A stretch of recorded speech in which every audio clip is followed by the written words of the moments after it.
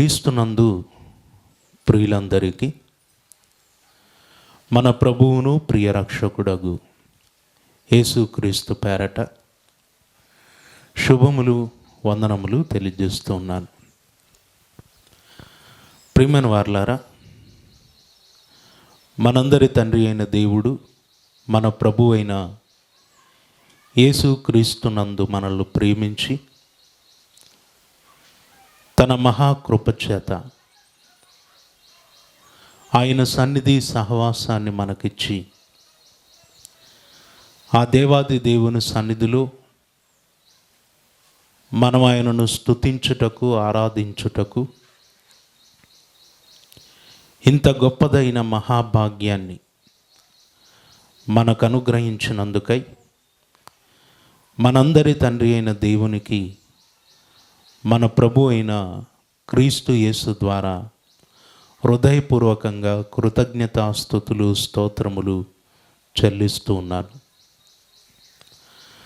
ప్రియమైన వారలారా, దేవుని సన్నిధిలో సంఘముగా కూడినటువంటి మనం దేవుడు మనకిచ్చినటువంటి సమయాన్ని సద్వినియోగపరుచుకుంటూ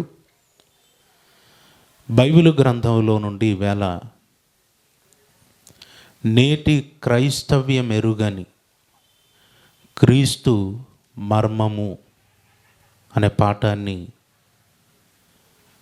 పరిశోధనాత్మకంగా నేర్చుకోవటానికి మనం సిద్ధపడదాం. నేటి క్రైస్తవ్యం ఎరుగని క్రీస్తు మర్మము. మర్మము అనగానే రహస్యమైనది, సీక్రెట్. బైబిల్ గ్రంథంలో దేవునికి సంబంధించినటువంటి ఎన్నో మర్మాలు ఉన్నాయి, ఎన్నో రహస్యాలు ఉన్నాయి. అయితే అవి ఒకప్పుడు రహస్యంగా ఉండి తర్వాతి కాలములో దేవుడు తన ప్రియకుమారుడైన క్రీస్తు యేసు ద్వారా తన మర్మములన్నిటిని కూడా బయలుపరిచాడు. తన రహస్యాలన్నీ కూడా తన గ్రంథమందు మరి ముఖ్యంగా నూతన నిబంధనలు ఆయన తెలియచేశాడు. దేవుడు తెలియచేసినటువంటి అనేక మర్మాలలో చాలా ప్రాముఖ్యమైనటువంటిది క్రీస్తు మర్మము లేదా దేవుని మర్మము. క్రీస్తు మర్మమును గూర్చి ప్రారంభ క్రైస్తవ్యానికి ఉన్నటువంటి అవగాహన వేరు, నేటి క్రైస్తవ్యానికి ఉన్నటువంటి అవగాహన వేరు. ప్రారంభ క్రైస్తవ్యము అనంటే యేసుక్రీస్తు యొక్క మరణ సమాధి పునరుద్ధానముల తర్వాత అపోస్తులు ప్రభు ఆజ్ఞ మేరకు సువార్తను ప్రకటించగా అపోస్తుల పరిచర్య కాలములో ఇంచుమించు 40 సంవత్సరాల పరిచర్య కాలములో అపోస్తులు ప్రకటించిన సువార్త ద్వారా రక్షించబడిన వారే, క్రీస్తు సువార్తను అంగీకరించిన వారే ప్రారంభ క్రైస్తవులు. నాటి క్రైస్తవ్యం క్రొత్త నిబంధన కాలము నాటి క్రైస్తవ్యం. క్రొత్త నిబంధన కాలము నాటి క్రైస్తవ్యానికి దేవుడు పరిశుద్ధాత్మ ద్వారా తెలియచేసినటువంటి ప్రతి సంగతిని వారు గ్రహించగలిగారు. అపోస్తుల ద్వారా తెలియజేస్తూ వచ్చినటువంటి ప్రతి సంగతిని వారు అర్థం చేసుకోగలిగారు.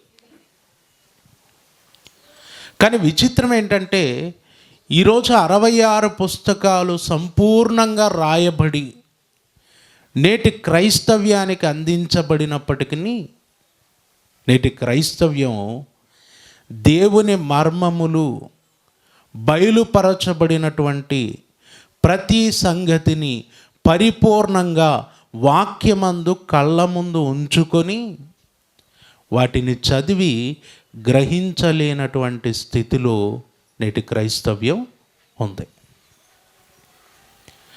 నేటి క్రైస్తవ్యం యొక్క స్థితిని గురించి చెప్పాలి అనంటే ఒక మంచి ఉదాహరణ ఉంది.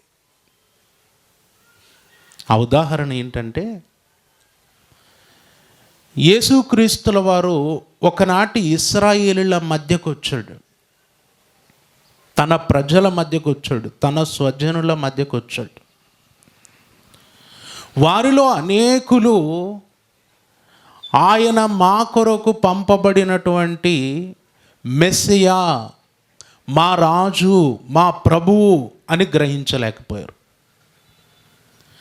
ఆయన వారి మధ్య ఉండి వారికి బోధలు చేస్తున్నా, వారి మధ్య అద్భుతాలు సూచక్రియలు చేస్తున్నా, వారికి అనేక సంగతులు ప్రకటిస్తున్నా, ఆయనే వారి కొరకు పంపబడిన మెస్సియాని గ్రహించకుండా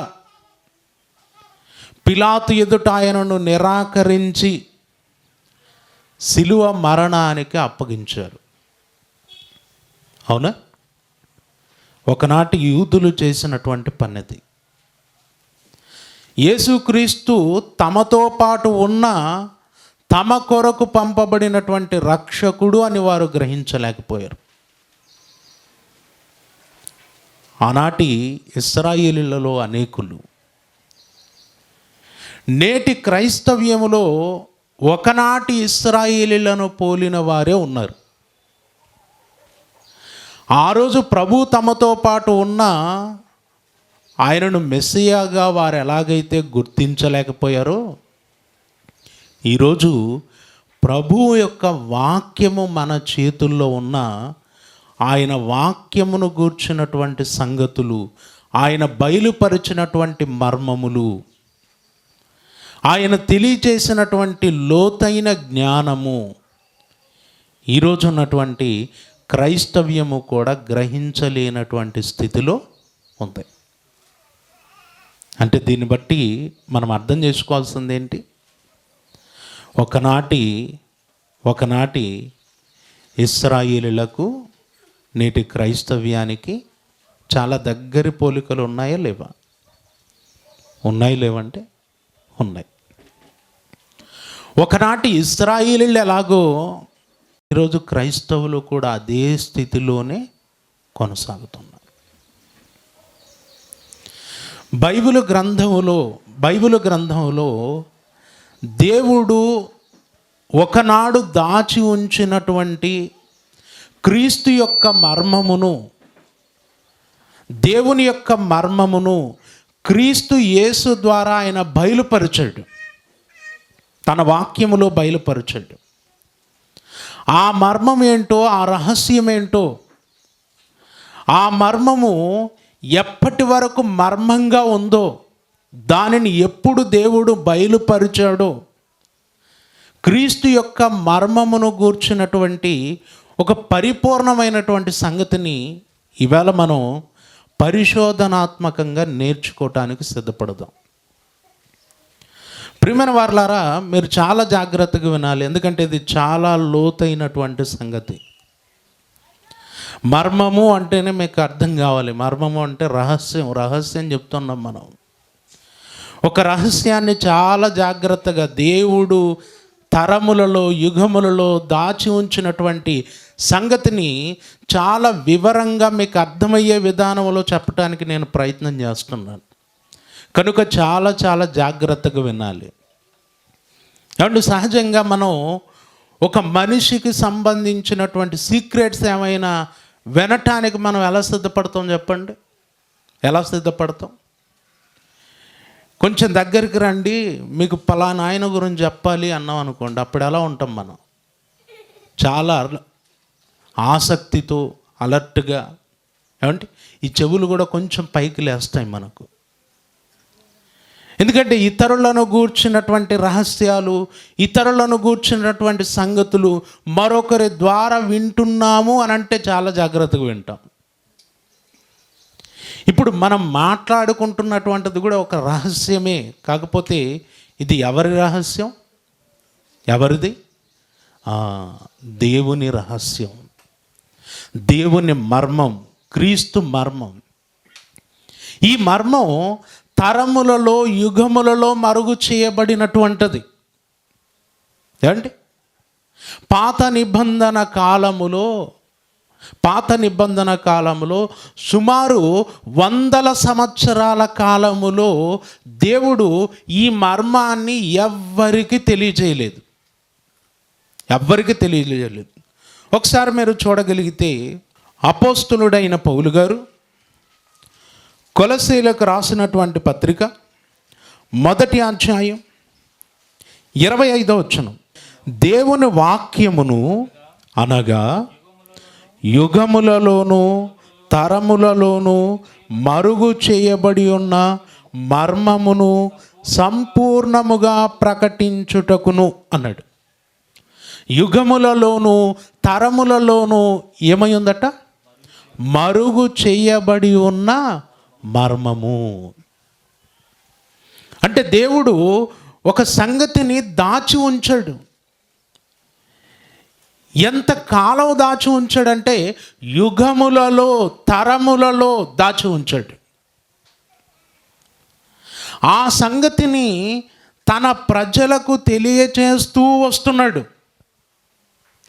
కానీ విచిత్రం ఏంటంటే ఆ సంగతికి సంబంధించినటువంటి పరిపూర్ణమైనటువంటి విషయం వారికి దేవుడు తెలియచేయలేదు, రహస్యంగా ఉంచాడు.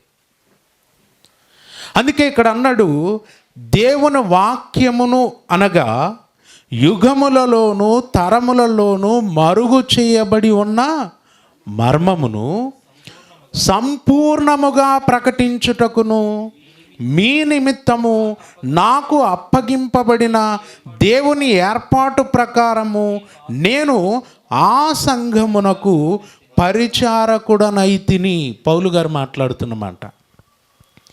దేవుడు తన మర్మాన్ని తరములలో, యుగములలో మరుగు చేశాడు. మరుగు చేసినటువంటి ఆ మర్మమును ఇప్పుడు బయలుపరిచాడు. ఇప్పుడు ఆ మర్మం ఏంటో నాకు తెలియజేయబడింది. నాకు తెలియజేయబడినటువంటి ఆ మర్మమును నేను సంఘమునకు తెలియజేస్తున్నాను, అన్యజనులలో ప్రకటిస్తున్నాను. అయితే ఈ మర్మం చాలా కాలంగా రహస్యంగా ఉంది. దేవుడు ఎవరికి తెలియజేయలేదు.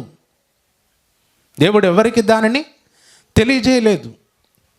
రోమీలకు రాసినటువంటి పత్రిక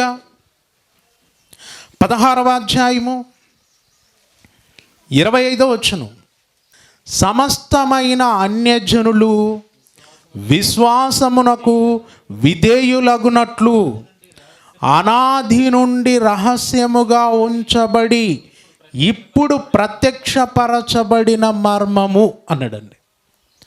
అనాది నుండి రహస్యముగా ఉంచబడి, అనాది నుండి అంటే ఆదాము మొదలుకొని,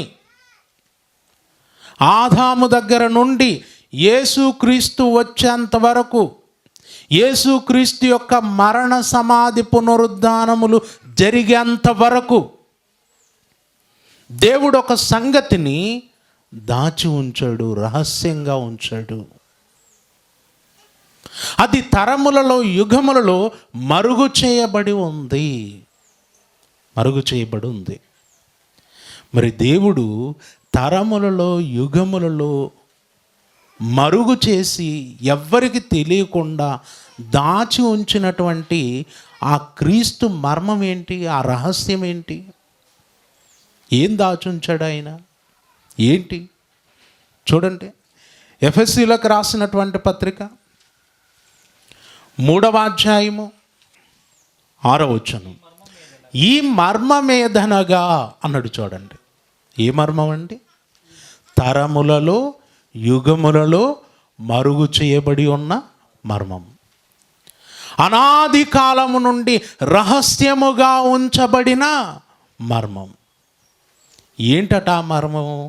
ఈ మర్మమేదనగా అన్యజనులు సువార్త వలన క్రీస్తు యేసునందు యూదులతో పాటు సమాన వారసులను, ఒక శరీరమందలి సాటి అవయవములను వాగ్దానములో పాలివారునై ఉన్నారనున్నదియే అన్నాడు. చూడండి, ఏంటి మర్మం, ఏంటి రహస్యం, ఏంటి దేవుడు దాచి ఉంచినటువంటిది అనంటే, దేవుడు తన సంకల్పం యొక్క నెరవేర్పు కొరకు తన కొరకు ఒక జనమును ఏర్పాటు చేసుకున్నాడు, ఒక జనాంగం. ఏదా జనాంగం? అబ్రహాము, ఇస్సాకు, యాకోబుల సంతతి అయిన ఇశ్రాయేలు జనాంగం. ఇశ్రాయేలు జనాంగం. ఇశ్రాయేలీలు దేవుని ప్రజలు. ఇశ్రాయేలీలను దేవుడు ప్రత్యేకపరుచుకున్నాడు. ఇశ్రాయేలీలకు దేవుడు వాగ్దానాలు చేశాడు. ఇశ్రాయేలీలకు కనాను భూభాగం ఇచ్చాడు. ఇశ్రాయేలీలలో రక్షకుణ్ణి పుట్టించాడు. ఇశ్రాయేలీలకు వాగ్దానాలు ఉన్నాయి, నిబంధన ఉంది. అయితే దేవుని ప్రజలుగా ఎంచబడినటువంటి ఇశ్రాయేలీలు దేవుని స్వాస్థ్యమైతే, మిగతా వారందరూ కూడా, ఇశ్రాయేలీలు కాని వారందరూ కూడా అన్యజనులు. ఇశ్రాయేలీలు కాని వారంతా ఎవరు? అన్యజనులు. ఈ అన్యజనులను గూర్చినటువంటి సంగతి పాత నిబంధనలోనే చెప్పుకుంటూ వస్తాడు. ఎవరు తన ప్రజలు, ఎవరు అన్యజనులు అన్న విషయాన్ని దేవుడు చెప్పుకుంటూ వస్తాడు. ఇప్పుడు నేటి క్రైస్తవ్యానికి కానీ, నాటి ఇశ్రాయేలీలకు కానీ, యేసుక్రీస్తుల వారి కాలంలో, అపోస్తుల కాలంలో ఉన్నటువంటి యూదులకు కానీ ఉన్న అవగాహన ఏంటంటే, ఇశ్రాయేలు 12 గోత్రముల వారు దేవుని ప్రజలు, మిగతా వారందరూ అన్యజనులు అనే అవగాహన ఇప్పుడు నేను చెప్పిన వారందరికీ ఉంది. ఇప్పుడు మనం కూడా అదే అవగాహనతోనే ఉన్నాం, అదే ఆలోచనతోనే ఉన్నాం మనం కూడా. ఏంటి ఆలోచన? ఇశ్రాయేలు 12 గోత్రముల వారు దేవుని ప్రజలు, మిగతా వారంతా అన్యజనులు. ఓకే, ఇప్పుడు ఇక్కడ తరములలో, యుగములలో మరుగు చేయబడినటువంటి మర్మం ఏంటి అని పౌలు గారు చెబుతున్నారు అన్నది మనం చూస్తే, యూదులతో పాటు అన్యజనులను ఏం చేస్తాడట? సమాన వారసులుగాను, తర్వాత ఒక శరీరమందలి సాటి అవయవములుగాను, తర్వాత వాగ్దానములలో పాలివారిగా చేస్తాడు. ఇది మర్మం. అంటే బాగా ఆలోచించాలి మీరు. దేవుని ప్రజలుగా చెప్పబడిన వారు ఉన్నారు, దేవుని ప్రజలు కాని అన్యులు ఉన్నారు. ఈ అన్యులైన వారిని తీసుకొచ్చి దేవుడు ఎవరితో సమాన వారసులుగా చేస్తాడట? ఎవరితో? దేవుని ప్రజలతో సమాన వారసులుగా చేస్తాడట. తర్వాత ఒకే శరీరమందలి సాటి అవయవాలుగా చేస్తాడట. తర్వాత వాగ్దానములలో అన్యజనులను కూడా ఏం చేస్తాడట? అన్యజనులను కూడా పాలివారిగా చేస్తాడట. ఇది క్రీస్తు ద్వారా జరిగిస్తాడు. క్రీస్తు వచ్చిన తర్వాత ఈ మర్మం బయలుపరచబడుతుంది, క్రీస్తు ద్వారా ఈ కార్యం జరుగుతుంది అని చెప్పుకుంటూ వచ్చాడు. చెప్పుకుంటూ వచ్చినటువంటి దేవుడు క్రీస్తు వచ్చిన తర్వాత, ఆయన మరణ సమాధి పునరుద్ధానములు జరిగిన తర్వాత ఆయనను గూర్చినటువంటి సువర్తమానము ఇటు ఆయన ప్రజలుగా చెప్పబడినటువంటి యూదుల మధ్యకు వెళ్ళింది, తర్వాత అన్యజనుల మధ్యకు వెళ్ళింది. ఆ సువార్తను, క్రీస్తు యొక్క సువార్తను ఆయనను సిలువకు అప్పగించినటువంటి ఆయన సొంత జాతి వారైన యూదులలో అనేకులు అంగీకరించారు, అలాగే అన్యజనులలో అనేకులు ఆయన యొక్క సువార్తను అంగీకరించారు. ఇప్పుడు అంగీకరించి ఏమైపోయిందంటే దేవుని యొద్దకు క్రీస్తు ద్వారా యూదులైన వారు వచ్చారు, అలాగే అన్యజనులైన వారు కూడా వచ్చారు. ఇటు యూదులు వచ్చారు, అన్యజనులు వచ్చారు. ఇప్పుడు ఈ అన్యజనులను యూదులను దేవుడు సంఘములో ఒకటిగా చేశాడు, తన రాజ్యముగా చేశాడు, తన సొత్తుగా చేశాడు. అయితే ప్రియులారా, అన్యజనులను ఎప్పుడూ కూడా తమతో పాటు సమాన వారసులుగా, వాగ్దానములలో పాలివారిగా, సాటి అవయవములుగా అంగీకరించినటువంటి వారెవరు? ఎవరు? యూదులు. యూదులు ఎప్పుడూ కూడా అన్యజనులైన వారిని అంటరాని వారిగానే చూస్తారు. ఏమండి? అంటరాని వారిగానే చూస్తారు. ఒకానొక సందర్భంలో పౌలు గారు తన పరిచర్య ముగించుకొని ఒక ప్రాంతానికి వచ్చాడు. అక్కడ సున్నతి లేనటువంటి వారు, అన్యజనులు, వారు క్రీస్తును విశ్వసించారు. క్రీస్తును విశ్వసించినటువంటి వారితో కలిసి పేతురు గారు భోజనం చేస్తున్నాడు, వారితో కలిసి భోజనం చేస్తున్నాడు. వెంటనే అక్కడ సహోదరులు, తర్వాత పౌలు గారు, వారందరూ అక్కడికి రాగానే యూదులైన వారు వచ్చారు అని చెప్పి పేతురు గారు ఎక్కడైతే అన్యజనులలో నుండి క్రీస్తును విశ్వసించిన వారు ఉన్నారో వారి మధ్య నుండి లేచి పక్కకి వెళ్ళిపోయాడట. అండి, అక్కడ నుండి లేచి పక్కకి వెళ్ళిపోయాడట. ఎందుకంటే యూదులైనటువంటి వారు అన్యజనులను ఎలా చూస్తారు? అంటరాని వారు. అందుకే చూడండి, సమరయ స్త్రీ కూడా ప్రభువుతో అన్నది, యూదుడవైన నీవు సమరయ స్త్రీనైన నన్ను దాహమునకిమ్మని ఎలాగూ అడుగుచున్నా.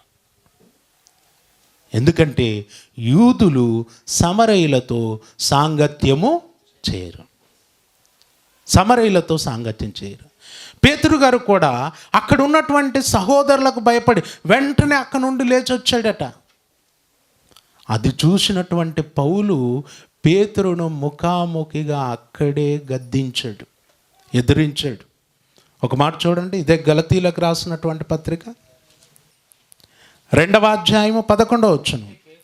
అయితే కేఫా అంతియోకయకు వచ్చినప్పుడు అతడు అపరాధిగా తీర్చబడెను గనుక నేను ముఖాముఖిగా అతన్ని ఎదిరించి తిని, ఎలా అనగా యాకోబు నొద్ద నుండి కొందరు రాకమునుపు అతడు అన్యజనులతో భోజనము చేయుచుండెను గాని వారు రాగానే సున్నతి పొందిన వారికి భయపడి వెనక తీసి వేరైపోయెను.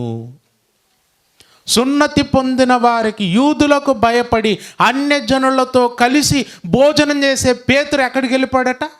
లేచి పక్కకి వెళ్ళిపోయాడట. అదే అన్యజనులకు బాప్తిసం ఇచ్చి అన్యజనులను సువార్త ద్వారా సంఘములోనికి నడిపించిన ఎవరండి? పేతురు గారే. పరలోకపు రాజ్యపు తాళపు చెవులు కలిగిన వాడిన. పరలోక రాజ్యపు తాళపు చెవులు ఎవరి దగ్గర ఉన్నాయండి? పేతురు గారి దగ్గర ఉన్నాయి. వైజాగ్లో ఉన్నాయి అనకండి, పేతురు గారి దగ్గర ఉన్నాయి. పేతురు గారి దగ్గర ఉన్నందుకే పెంతెకోస్తు పండుగ దినాన సువార్త ప్రకటించింది ఎవరు? యూదుల మధ్య పేతురు గారు. తర్వాత అన్యజనులైనటువంటి కొర్నేలి కుటుంబం మధ్య సువార్త ప్రకటించింది ఎవరు? పేతురు గారు.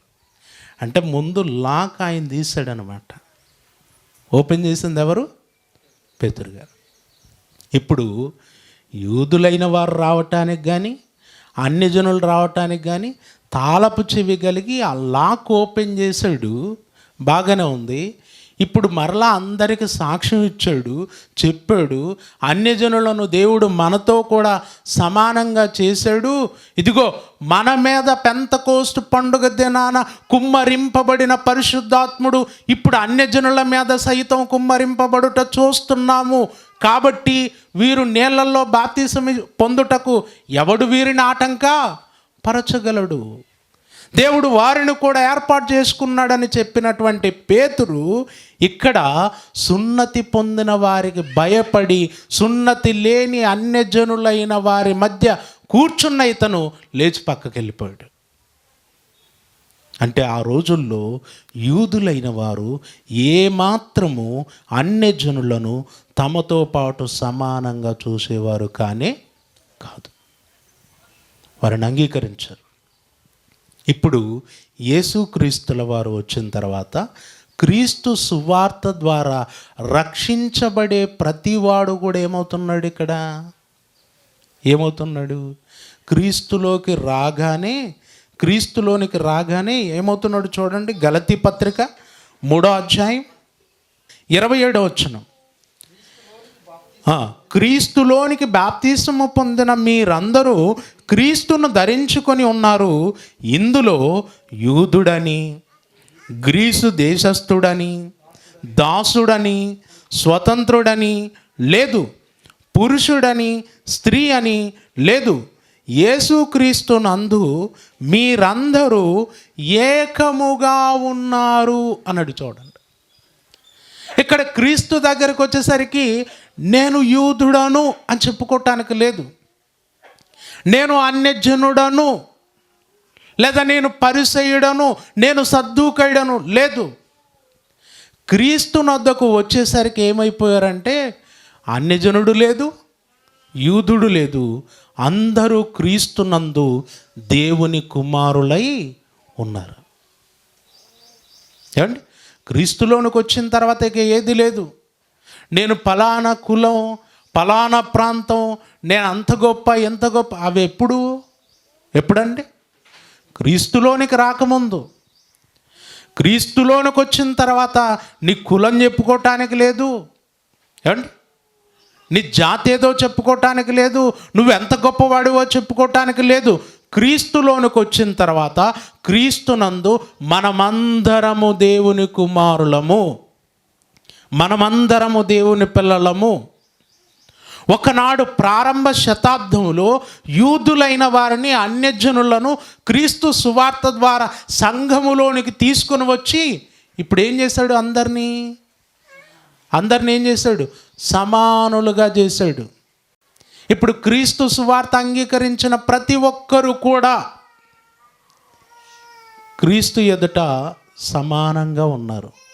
అందరూ ఒకే చోట కూర్చోవాలి, అందరూ ఒకే ప్రభువును ఆరాధించాలి, అందరూ ఎవరి ప్రార్థన చేసినా సింహాసనం మీద కూర్చున్న ప్రభువు వింటాడు. ఒకప్పుడు యూదులైన వారిలో, ఇశ్రాయేలీయులైన వారిలో యాజకుల దగ్గరికి వెళ్ళాలి, ప్రధాన యాజకుడి దగ్గరికి వెళ్ళాలి. కానీ ఇప్పుడు అందరికీ ప్రధాన యాజకుడు ఎవరు? యేసుక్రీస్తు. యేసుక్రీస్తు వద్దకు వచ్చావంటే అయిపోయింది. నువ్వు డైరెక్ట్గా ప్రార్థన చేయొచ్చు ఆయనకు, నువ్వు డైరెక్ట్గా దేవుణ్ణి అడగొచ్చు. ఆయన ఏం చేశాడంటే సమానత్వం అనేటటువంటిది ఇక్కడ అనుగ్రహించాడు. ఇది క్రీస్తు ద్వారా అన్యజనులకు, యూదులైన వారికి అనుగ్రహింపబడింది. క్రీస్తు సంఘములో ఇటు యూదులైన వారు వచ్చారు, తర్వాత అన్యజనులైన వారు కూడా వచ్చారు. అయితే దేవుడు పాత నిబంధనలో ఈ సంగతిని అక్కడక్కడ చెబుతూ వచ్చాడు. ఆయన ముందే చెబుతూ వచ్చాడు. ఎవరితో చెబుతూ వచ్చాడు? ఎవరితో? పాత నిబంధనలో అంటే ఎవరు ఉంటారు? ఇశ్రాయేలీయులు. ఆ ఇశ్రాయేలు ప్రజలు, తన ప్రజలు ఎవరైతే ఉన్నారో తన ప్రజలతో ఆయన ముందే క్రీస్తు ద్వారా చెయ్యబోయేటటువంటి కార్యం, క్రీస్తు ద్వారా ఆయన దాచి ఉంచినటువంటి ఆ మర్మాన్ని బయలుపరచబోతున్నా అన్నటువంటి సంగతిని దేవుడు ముందే చెప్పుకుంటూ వచ్చాడు. ఎలా చెప్పుకుంటూ వచ్చాడో ఒకసారి మనం జాగ్రత్తగా చూద్దాం. రోమీలకు రాసినటువంటి పత్రిక 15వ అధ్యాయము 8-9 వచనాలు. నేను చెప్పినదేమనగా, పితరులకు చేయబడిన వాగ్దానముల విషయములో దేవుడు సత్యవంతుడని స్థాపించుటకును, అన్యజనులు ఆయన కనికరమును గూర్చి దేవుని మహిమపరచుటకును, క్రీస్తు సున్నతి గల వారికి పరిచారకుడాయను. అందు విషయమై ఈ హేతువు చేతను అన్యజనులలో నేను నిన్ను స్తుతింతును, నీ నామ సంకీర్తనము చేయుదును అని వ్రాయబడి ఉన్నది అన్నాడు. చూడండి, దేవుడు సత్యవంతుడని స్థాపించుటకు ఆయన ఏం చేశాడట? అన్యజనులు ఆయన కనికరమును గూర్చి దేవుని మహిమపరచుటకు ఏమంటే దేవుడు ఏం చేశాడంటే క్రీస్తును పంపించాడు. ఆ క్రీస్తు సున్నతి గల వారికి పరిచారకుడయ్యాడు. ఆయన పరిచారకుడై ఆయన ఏం చేశాడంటే ఈ సున్నతి గల వారిని, సున్నతి లేని అన్యజనులను రక్షించేసి పాత నిబంధనలో చేసినటువంటి వాగ్దానాల యొక్క సీక్రెట్ ఏంటో చెప్పేశాడు, బయలుపరిచాడు. ఓకే, ఇప్పుడు పాత నిబంధనలో, లేఖనాలలో, కీర్తనల గ్రంథంలో ముందుగా ఉన్నటువంటి ఆ సీక్రెట్ ఏంటి? ఆ మాటలు దేవుడు ఏం చెబుతూ వచ్చాడంటే ఇక్కడ కనబడుతుంది. ఈ హేతువు చేత అన్యజనులలో నేను నిన్ను స్తుతింతును అని రాయబడింది. ఈ మాట ఎక్కడ రాయబడింది? కీర్తనల గ్రంథం 18వ అధ్యాయము 49వ వచనంలో ఈ మాట ఉంటుంది. ఇప్పుడు అక్కడ మీరు జాగ్రత్తగా గమనించండి. దేవుడు ఎవరి దేవుడు? పాత నిబంధనలో దేవుడు ఎవరి దేవుడు అండి? ఇశ్రాయేలు దేవుడు. దేవుడు వాగ్దానాలు ఎవరికి చేశాడు? ఇశ్రాయేలులకు చేశాడు. నిబంధన ఎవరికి ఇచ్చాడు? ఇశ్రాయేలులకు ఇచ్చాడు. ప్రవక్తలు ఎవరి ప్రవక్తలు? ఇశ్రాయేలుల ప్రవక్తలు. ఇప్పుడు ఇశ్రాయేలుల దేవుడిగా ఇశ్రాయేలులతో ఆయన ఉంటూ ఇశ్రాయేలులను నడిపిస్తూ ఇశ్రాయేలులతో మాట్లాడుతూ వస్తున్నటువంటి దేవుడు ఒక్కసారిగా తన భక్తుని ద్వారా అన్యజనులలో నేను నిన్ను స్తుతిస్తాను అని చెప్పాడు అని అంటే దానికి అర్థం ఏంటి? ఏంటంటే ఆ రోజు ఈ మాటలు విన్నటువంటి వారు ఏమనుకోవాలి, ఏం అర్థం చేసుకోవాలి? దేవుడు మన దేవుడు, మన ప్రభు, నిబంధన మనది, ప్రవక్తలు మనవారు, అంతా మనదే. కానీ ఇప్పుడు భక్తుని ద్వారా ఏం వినబడుతుంది మాట? భక్తుని ద్వారా ఏం వినబడుతుంది? అన్యజనులలో నేను నిన్ను ఘనపరిచెదను, స్తుతిస్తాను. అసలు అన్యజనులలో ఎందుకు స్తుతింపబడటం? మన దేవుని గూర్చి అన్యజనులలో ఎందుకు ఆయన నామ సంకీర్తనము చేయబడుతుంది? ఆ రోజు ఎవ్వడికి అర్థం కాలేదు. ఆ రోజు ఇది రహస్యం, ఇది మర్మం, ఎవరికి తెలియలేదు. ఏదో అలా విన్నారు. అన్యజనులలో ఆయన నామము ఘనపరచబడుతుందట అని అనుకున్నారు, వెళ్ళిపోయారు. తర్వాత మీరు ఇంకా చూడండి, క్రింది వచనాల్లో 10వ వచనం చూడండి. 10వ వచనం, అన్యజనులారా ఆయన ప్రజలతో సంతోషించుడి అని రాయబడింది. చూడండి, అన్యజనులారా ఆయన ప్రజలతో ఏమవ్వాలట? సంతోషం. అన్యజనులు ఎవరు? అసలు ఇశ్రాయేలీయులు అన్యజనులను అంగీకరిస్తారా? అన్యజనులను తమతో పాటు చేర్చుకుంటారండి? చేర్చుకోరు. సిద్ధాంతపరమైనటువంటి యూదులైన వారు అసలు అన్యజనులను ముట్టుకోవటానికి కూడా ఇష్టపడరు అండి. వారిని ముట్టుకుంటే మేము మైలబడిపోతాము, మళ్ళీ మేము కొన్ని దినములు దేవుని సన్నిధిని ప్రవేశించకుండా కొన్ని దినములు ప్రత్యేకంగా ఉండవలసి వస్తుంది, కనుక అన్యజనుల్ని మా దగ్గరికి రానివ్వకూడదు అని చెప్పి అన్యజనులకు దూరంగా ఉండేటటువంటి యూదులు చాలామంది ఉన్నారు. అలాంటి యూదులైన వారి మధ్య, అలాంటి యూదులతో దేవుడు తన ప్రవక్త ద్వారా తెలియజేసిన సంగతి ఏంటట, అన్యజనులారా ఆయన ప్రజలతో సంతోషించుడి. ఆయన ప్రజలెవరు? ఆయన ప్రజలు ఎవరంటే ఇశ్రాయేలీయులు. ఇశ్రాయేలీయులతో ఎవరొచ్చి సంతోషించాలట? ఎవరొచ్చి అన్యజనులు వచ్చి సంతోషించాలి. అసలు వీళ్ళెందుకు వస్తారు? వాళ్ళెట్టొస్తారు? వాళ్ళకేం పని? వాళ్ళకు మా దేవుడికి సంబంధం లేదు కదా. ఆ రోజు ఇదంతా రహస్యం. ఆ రోజు ఇదంతా ఏంటి? మర్మం. తరములలో యుగములలో మరుగు చేయబడిన మర్మం ఇది. ఇలా లేఖనాలు చదువుకుంటున్నారు. అన్యజనుల గురించి అక్కడక్కడ రాయబడి ఉంది. కానీ ఈ అన్యజనులతో మనకైతే సహవాసం వద్దు, వాళ్ళు ఎందుకు వస్తారు మన దగ్గరికి అనే లెక్కల్లో ఇశ్రాయేలీయులు ఉన్నారు. అయినా దేవుడు తన ప్రవక్తల ద్వారా వాగ్దానాలు చేస్తూ వస్తూనే ఉన్నాడు. ఏమంటే మరొక మాట మీరు చూడండి. ఇదే రోమీలకు రాసినటువంటి పత్రిక 15వ అధ్యాయము 12వ వచనం. మరియు యెషయా ఇలాగు చెప్పుచున్నాడు, యెషయిలో నుండి వేరు చిగురు అనగా అన్యజనుల నేలుటకు లేచువాడు వచ్చును అన్నాడు. ఇది చాలా డైరెక్ట్గా ఉంది చూడండి. ఏమండి యెషయి చెప్పాడట, యెషయి మొద్దు నుండి చిగురు పుట్టును అన్యజనుల నేలుటకు ఆయన ఏం చేస్తాడట? లేచి వస్తాడు. ఇదిగో యెషయి మొద్దు నుండి పుట్టేటటువంటి ఆ చిగురు అన్యజనుల నేలుతాడు. అన్యజనులు ఆయన యొద్దకు వస్తారు.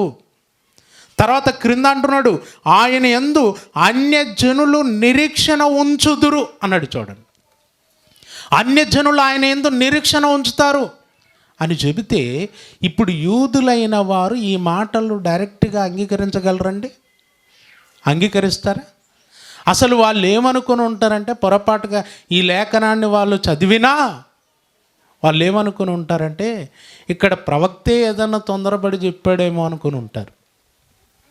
ఎందుకంటే దేవుడు భవిష్యత్తులో ఏం చేయబోతున్నాడో ఆనాటి ప్రజలెవ్వరికీ తెలియదు. తెలుసండి? తెలియదు. తెలియక చదువుకుంటున్నారు, వింటున్నారు, చూస్తున్నారు. తర్వాత దేవుడు తన మర్మాన్ని బయలుపరిచేటటువంటి కాలం వచ్చింది. ఆయన తన సంకల్పాన్ని పరిపూర్ణంగా నెరవేర్చేటటువంటి కాలం వచ్చింది. క్రీస్తును పంపాడు. క్రీస్తు యొక్క మరణ సమాధి పునరుద్ధానములను జరిగించాడు. తర్వాత సువార్త ప్రకటన ఆరంభమైంది. సువార్త మొట్టమొదటగా యూదుల మధ్యకు వెళ్ళిపోయింది. యూదుల మధ్యకు వెళ్ళిపోయినటువంటి సువార్తను అనేకులు యూదులైన వారు అంగీకరిస్తున్నారు. అలా సువార్త యూదులలో నుండి ఒక్కసారిగా అన్యజనుల మధ్యకి వెళ్ళిపోయింది. అన్యజనుల మధ్యకు కొర్నేలి ఇంటికి వెళ్ళిపోయింది. కొర్నేలి ఇంటికి వెళ్ళటానికి ముందు ఏం జరిగిందో అదంతా మనకు తెలుసు. ఏమండి, పేతురు పైన ఒక గది పైన కూర్చొని ప్రార్థన చేస్తున్నాడు. ప్రార్థన చేస్తుంటే ఆకలితో ఉన్నటువంటి అతనికి దేవుడు ఒక దర్శనాన్ని చూపించాడు. ఒక పెద్ద దుప్పటి చెంగు ఆకాశం నుండి క్రిందికి దిగొస్తుంది. అందులో భూమి మీద ఉన్నటువంటి జీవులన్నీ కూడా, పురుగులు, పక్షులు, జంతువులు, మృగాలు అన్నీ ఉన్నాయట ఆ దుప్పట్లో. అన్నీ ఉన్నాయి. అవన్నీ ఒక్కసారిగా పేతురు గారి కళ్ళ ముందుకు వచ్చి అలా ఉంచబడిన తర్వాత వెంటనే ఒక శబ్దం వినబడుతుందట. పేతురు, నీకు కనబడుచున్న వాటిని నువ్వు చంపుకొని తిను అనే శబ్దం వినబడుతుంది. అప్పుడు పేతురు అంటున్నాడు, ప్రభువా, నిషిద్ధమైనది ఎన్నడూను నేను నా నోట ఉంచుకొనలేదు. అపవిత్రమైన వాటిని నేను ఎప్పుడూ కూడా ముట్టుకోలేదు, కనుక నేను వీటిని తినను అంటున్నాడు. రెండవసారి, మూడవసారి ఇలాగే ప్రభు చెప్పాడు. ఇలా 3 సార్లు చెప్పిన తర్వాత ఆయన చెప్పిన ప్రతిసారి ఏమన్నాడు తెలుసా? దేవుడు పవిత్రము చేసిన వాటిని నీవు అపవిత్రమైన వాటిగా ఎంచవద్దు అన్నాడు. దేవుడు పవిత్రం చేశాడు, నువ్వు అపవిత్రంగా ఎంచొద్దు అని పేతురుకి చెప్పాడు. ఎందుకు ఈ దర్శనం? ఎందుకు ఈ దర్శనం అంటే, పేతురు ఇప్పుడు ఎక్కడికి వెళ్ళిపోవాలి సువార్త ప్రకటించడానికి? ఎక్కడికి? కొర్నేలు ఇంటికి వెళ్ళిపోవాలి, అన్యుల మధ్యకి వెళ్ళిపోవాలి. అన్యుల దగ్గరికి ఈయన వెళ్ళాలి అని అంటే ఊరికే పేతురు నువ్వు అన్యజనుల మధ్యకి వెళ్ళాలి సువార్త ప్రకటించడానికి, వెళ్ళు. ఆ కొర్నేలు మనుషులను పంపించాడు చూడు, వారితో పాటు వెళ్ళి ఆ కొర్నేలు అంటే వాక్యం చెప్పంటే వింటాడేనా? వింటాడండి? వినడు. అందుకే ముందు ఏం చేశాడంటే, ముందు ఒక దర్శనం, ఆ దర్శనంలో పురుగులు, ఏమంటే పక్షులు, జంతువులు అన్ని కళ్ళ ముందు ఉన్నాయి. వాటిని చంపుకొని తిను, నేను వాటిని పవిత్రపరిచాను, నీవు అపవిత్రమైన వాటిగా ఎంచవద్దు. అంటే ఇప్పుడు నువ్వు ఎక్కడికైతే వెళుతున్నావో అన్యజనుల మధ్యకు, ఆ అన్యజనులను నేను చేర్చుకుంటున్నాను, వారిని నేను పవిత్రపరుస్తున్నాను, పవిత్రపరిచాను, వారిని అంగీకరిస్తున్నాను. కాబట్టి నీవు అపవిత్రమైన వారిగా ఎంచవద్దు, అక్కడికి వెళ్ళటానికి నీవు ఆటంకము చేయవద్దు, అక్కడికి వెళ్ళకుండా ఆగిపోవద్దు అని పేతురు గారికి దేవుడు ఆ దర్శనం ద్వారా చెప్పాడు. అండి, ఒకవేళ నువ్వు ఇవి తినకుంటే తినకపోయావు, కానీ ఇప్పుడు మాత్రం ఎక్కడికి వెళ్ళాలి? ఖచ్చితంగా ఎక్కడికి వెళ్ళాలి? అన్యుడైన కొర్నేలి ఇంటికి నువ్వు వెళ్ళక తప్పదు, ఎందుకంటే నేను వారిని చేర్చుకొనబోతున్నాను. ఎందుకు చేర్చుకుంటాడు? ఎందుకు వారిని అంగీకరిస్తాడు? ఎందుకు అంటే పాత నిబంధన లేఖనాల్లో ఇదివరకు చదువుకున్నాం కదా. అంటే కీర్తనల గ్రంథం 18వ అధ్యాయం 49వ వచనంలోను, తర్వాత ద్వితీయోపదేశకాండం 32:43లోను, తర్వాత కీర్తనల గ్రంథం 117:2లోను, యెషయా గ్రంథం 11వ అధ్యాయం 10వ వచనంలోను అన్య జనులను గూర్చి దేవుడు ముందుగానే చెబుతూ వచ్చాడు. ఆయన చెబుతూ వచ్చినటువంటి ఆ సంగతులన్నీ కూడా నెరవేరే కాలం వచ్చింది. క్రీస్తు ద్వారా ఆ అన్యజనులు క్రీస్తు నొద్దకు, రాజ్యములోనికి, సంఘములోనికి, సంఘముగా కట్టబడుటకు రావాలి. దేవుడు తరములలో, యుగములలో మరుగు చేసినటువంటి ఆ మర్మాన్ని ఇప్పుడు ఏం చేస్తున్నాడు? ఆయన ఓపెన్ చేస్తున్నాడు, బయలుపరిచాడు. ఈ విధంగా పేతురు గారి ద్వారా అన్యజనుల మధ్యకు సువార్త వెళ్ళిపోయి అన్యజనులలో కూడా అనేకులు క్రీస్తును విశ్వసించి ఏమండి యూదులతో పాటు సంఘములోనికి వచ్చారు. ఇప్పుడు ఏమైందో తెలుసా? యూదులతో పాటు అన్యజనులు సంఘములోనికి రావటముతో దేవుడు ముందుగా లేఖనాలలో అన్యజనులను గూర్చి ఏదైతే చెప్పాడో ఆ మాటలు నెరవేరిపోయాయి. తరములలో, యుగములలో మరుగు చేయబడినటువంటి మర్మం ఇప్పుడు ఓపెన్ అయిపోయింది, బయలుపరచబడింది. అండి, సంఘములోకి వచ్చినటువంటి అనేకులకు పౌలు గారు చెప్పారు, అసలు అన్యజనులు రావటం అనేది ఎందుకు వచ్చారు అనుకుంటున్నారు? అన్యజనులు విశ్వసించటం, మీతో పాటు సంఘములో మీతో పాటు సమానంగా వారు కూర్చోవటం అన్నది ఎందుకు జరిగిందంటారు అంటే, యెషయా గ్రంథం చదువుకోండి ఒకసారి. యెషయా గ్రంథములో 11వ అధ్యాయం 10వ వచనంలో ఏం రాయబడింది? రోమాపత్రికలో చెప్పాడు కదా, యెషయాలో నుండి వేరు చిగురు అన్యజనులను ఏలుటకు లేచువాడు వచ్చును, ఆయన యందు అన్యజనులు నిరీక్షణ ఉంచుతారు. ఆ రోజు చెప్పాడు కదా, మనం చదువుకునే లేఖనాల్లో చెప్పాడు కదా. ఆ మర్మం ఇదే. ఇక్కడ అన్యజనులు వచ్చారంటే ఇక్కడ రాయబడిన చూడు, యెషయా గ్రంథంలో రాయబడిన చూడు, ద్వితీయోపదేశకాండంలో రాయబడిన చూడు, ఇదే మర్మం అని ఆ మర్మాన్ని బయలుపరుస్తూ పౌలు గారు వచ్చారు. ప్రారంభ క్రైస్తవ్యంలో అనేకులు ఈ మర్మాన్ని గ్రహించారు. ఏమని గ్రహించారో తెలుసా? అన్యజనులైన వారు మనతో పాటు సంఘములోనికి రావటం దేవుడు ముందుగా చేసిన వాగ్దానం ప్రకారమే జరిగింది. కాబట్టి మనం వారిని అంగీకరించాల్సిందే, మనం వారితో పాటు కూర్చోవలసిందే, మనం వారితో పాటు దేవుణ్ణి కలిసి ఆరాధించవలసిందే అని చాలామందికి అర్థమైంది. కానీ కొంతమందికి అర్థం కాలే. ఎవరికి? మన చుట్టాలకి. మన చుట్టాలంటే ఎవరు? మనలకు సగం సగం అర్థం చేసుకున్నారు. ఏంటి ఆనాడు సంఘంలో కూడా కొంతమందికి అర్థం కాలేదు. ఏంటి మన దగ్గరకు అన్ని జనులు వచ్చారు, వాళ్ళతో కలిసి కూర్చొని మనం దేవుణ్ణి ఆరాధించాలా? అసలు వాళ్ళకు సున్నతి లేదు కదా, వారు అంటరాని వారు కదా, ఇక్కడొచ్చి కూర్చుంటే ఎలా అని చెప్పి వాళ్ళేం బోధ చేశారో చూడండి ఒకసారి. అపోస్తల కార్యములు 15వ అధ్యాయము 1వ వచనం. కొందరు యూదయ నుండి వచ్చి, మీరు మోషే నియమించిన ఆచారము చొప్పున సున్నతి పొందితేనే గాని రక్షణ పొందలేరని సహోదరులకు బోధించారట. ఏమని బోధించారు? సున్నతి పొందితే కానీ రక్షణ పొందలేరు. అంటే సంఘంలోకి వచ్చారు కానీ వీళ్ళకి ఏమి లేదు, సున్నతి లేదు. సున్నతి అయినా చేసుకుంటే కనీసం ఆ పక్కనున్న వాళ్ళకి చెప్పుకోవచ్చు, వీడికి కూడా సున్నతి ఉంది, అందుకే కలిసి ఒకటే మందిరాన్ని పోతున్నాం అని చెప్పుకోవచ్చు. లేకపోతే చెప్పటం కష్టం, మన వాళ్ళకు చెప్పటం కష్టం. ఒరే యెరూషలేము విడిచిపెట్టి ఎక్కడరా మీరు పోతున్నారు? ఎక్కడికి వెళ్తున్నారు? ఎక్కడ? ఆ ఇంట్లో, పేతురు ఇంట్లో కూడుకోవటానికి వెళ్తున్నారా?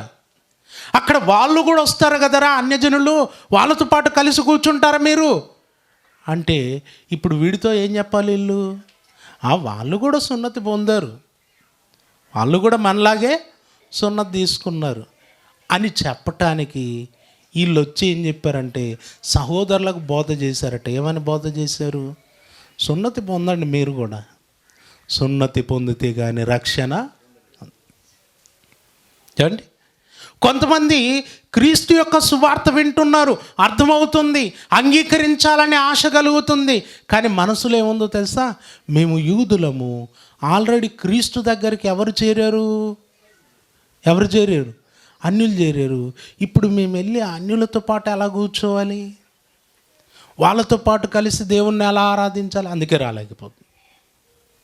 ఏమండి, ఈరోజు క్రైస్తవ్యం కూడా, ఇప్పుడున్నటువంటి క్రైస్తవ్యాన్ని కూడా అనేక మంది అగ్రకులాల వారు అంగీకరించకపోవటానికి కారణం ఏంటండి?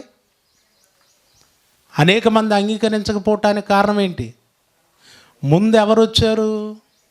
కిందున్న వాళ్ళు వచ్చారు. సమాజము చేత వెలివేయబడిన వారు, తక్కువ కులాలుగా ఎంచబడిన వారు ఎవరైతే ఉన్నారో వారు వచ్చారు ప్రభు దగ్గరికి.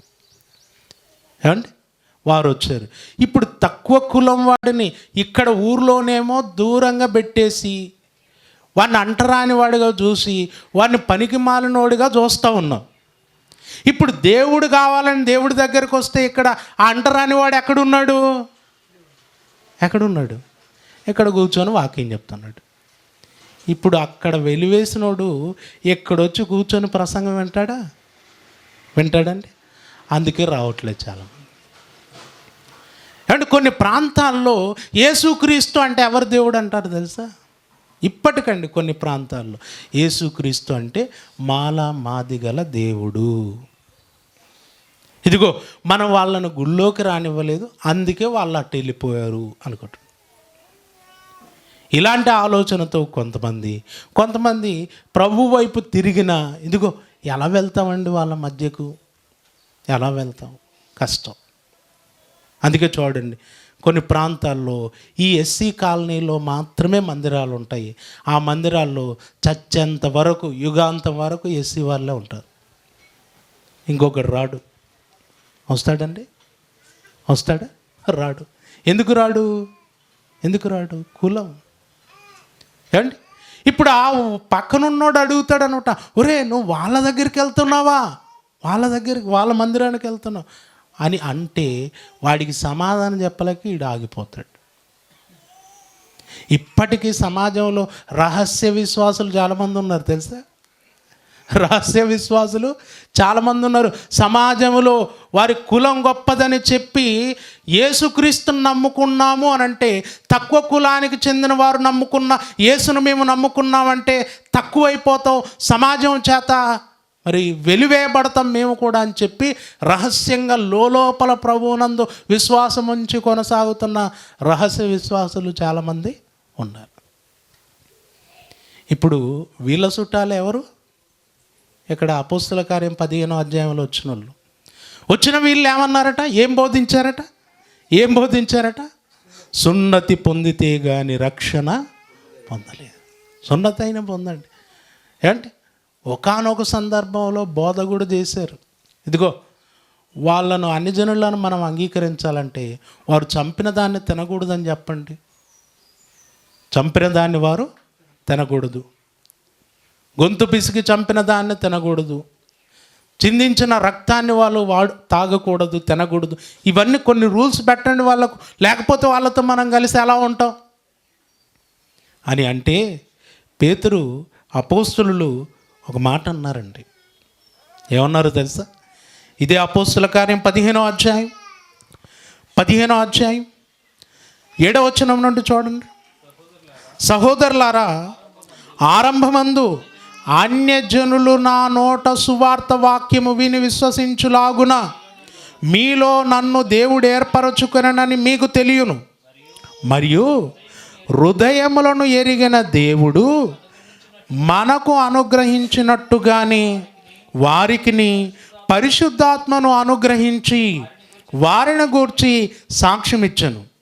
వారి హృదయములను విశ్వాసము వలన పవిత్రపరిచి మనకును వారికి ఏ భేదమైనను కనపరచలేదు. మనల్ని ఎలాగైతే పవిత్రపరిచాడో అన్ని జనులను కూడా అలాగే పవిత్రపరిచాడు.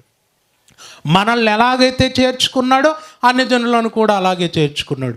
కాబట్టి ఇప్పుడు దేవుడే భేదం చూపలేదు, దేవుడే అంగీకరించాడు. కాబట్టి మనం కూడా ఏం చేద్దాం?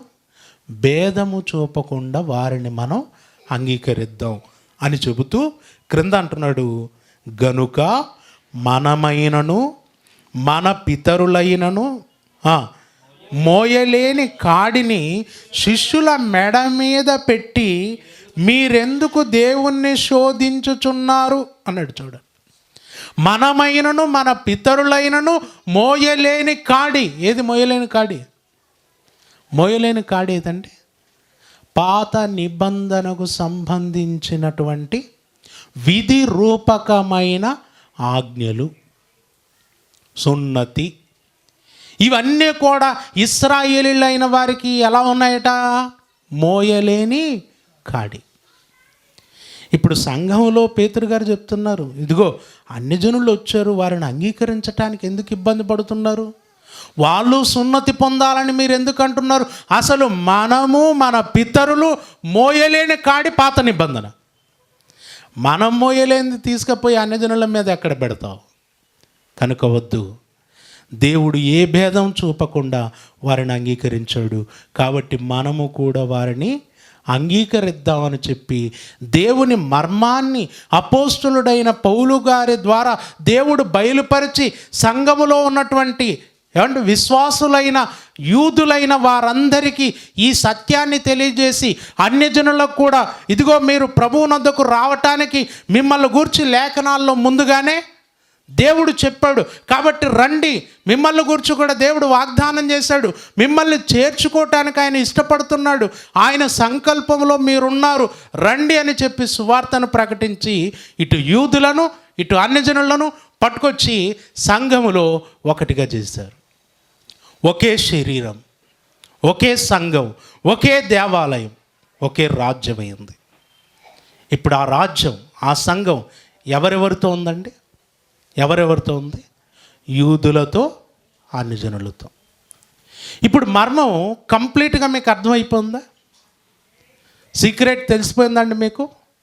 పాత నిబంధనలో దేవుడు తరములలో యుగములలో దాచి ఉంచినటువంటి మర్మం క్రొత్త నిబంధనలో అపోస్తులుడైన పౌలు గారి ద్వారా బయలుపరచబడింది. దేవుడు క్రీస్తు ద్వారా ఆ మర్మాన్ని నెరవేర్చాడు. ఇప్పుడు ఆ మర్మం ఏంటో మీకు స్పష్టంగా అర్థమైందా? అర్థమైందండి? ఒకసారి మళ్ళీ ఆ మర్మాన్ని గురించి చదవండి. ఇప్పుడు ఎఫెసీ పత్రిక 3వ అధ్యాయము 3వ అధ్యాయము 6వ వచనం. ఈ మర్మం ఏదనగా అన్యజనులు సువార్త వలన క్రీస్తు యేసునందు యూదులతో పాటు సమాన వారసులు, ఒక శరీరమందలి సాటి అవయవములు, వాగ్దానములో పాలివారు. ఏమండి మర్మం ఏంటండి? ఇక్కడ యూదులు ఉన్నారు, యూదులతో పాటు అన్యజనులు క్రీస్తులోనికి రావటం, సంఘములోనికి రావటం. వచ్చినటువంటి వీరు యూదులతో పాటు సమాన వారసులు కావటం, వాగ్దానాల్లో పాలివారు కావటం. అండ్ ఒక శరీరమందలి సాటి అవయవములు కావటం. ఇప్పుడు క్రీస్తు ద్వారా ఇది జరిగింది. జరిగినటువంటి ఈ మర్మం, దేవుడు బయలుపరిచినటువంటి ఈ మర్మం స్పష్టంగా మీకు అర్థమైందా? మీకు అర్థమైందండి? చాలామంది ఈరోజు క్రైస్తవ బోధకులలో చాలామంది ఈ మర్మం మాకు అర్థమైంది అని అనుకుంటున్నటువంటి వారు దానిని, ఈ మర్మాన్ని ఎలా అర్థం చేసుకున్నారో తెలుసా? చాలా జాగ్రత్త వినాలి. ఈ మర్మాన్ని ఎలా అర్థం చేసుకున్నారు అంటే, ఇప్పుడు ఇక్కడ ఉన్నటువంటి మనము ఇశ్రాయేలీయులు కాని వారము ఎవరైతే ఉన్నామో మనమంతా కూడా అన్యజనులము. మనమంతా ఎవరు? అన్యజనులం. ఇప్పుడు ఇశ్రాయేలీయులు దేవుని ప్రజలు. దేవుని ప్రజలైనటువంటి వారికి సువార్త ప్రకటింపబడింది. తర్వాత అన్యజనులైన ఇశ్రాయేలీయులు కాని వారు ఎవరైతే ఉన్నారో వారికి సువార్త ప్రకటింపబడింది. ఇలా సువార్త ప్రకటింపబడటంతో ఇటు ఇశ్రాయేలీయులు వచ్చారు, తర్వాత బయటి అన్యజనులు వచ్చారు. ఇది మర్మము. ఈ మర్మాన్ని దేవుడు క్రీస్తు ద్వారా నెరవేర్చాడు. ఇప్పుడు మనమంతా రావటానికి గల కారణం, పాత నిబంధనలో మన గూర్చి లేఖనాలు ఉన్నాయి. ఇదిగో రోమా పత్రికలో చెప్పబడినటువంటి ఆ లేఖనాలు ఏవైతే ఉన్నాయో అవన్నీ కూడా మనను గూర్చే. అంటే క్రొత్త నిబంధన కాలములో అపోస్తులు ప్రకటించిన సువార్త ద్వారా అన్యజనులు ఎవరైతే వచ్చారో ఆ అన్యజనులు ఎవరో కాదు, కంప్లీట్గా ఇశ్రాయేలీయులు కానివారు వారిని దేవుడు పిలిచాడు. ఆనాడు పిలిచాడు. కొర్నేలి దగ్గర నుండి ఈనాటి వరకు అన్యజనులైన వారు వస్తూనే ఉన్నారు. ఇలా రావటానికి గల కారణం, ఇదిగో దేవుడు దాచి ఉంచిన మర్మం క్రీస్తు ద్వారా నెరవేర్చాడు. అందుకే మనం వస్తున్నాం అనుకుంటున్నాం. ఇప్పుడు మీ అందరికి కూడా ఇలాగే అర్థమైందా? మీకు కూడా ఇప్పుడు పాత నిబంధనలో యెషయా గ్రంథం 11వ అధ్యాయం 10వ వచనంలో లేఖనం ఉంది. తర్వాత కీర్తనల గ్రంథంలో లేఖనాలు ఉన్నాయి.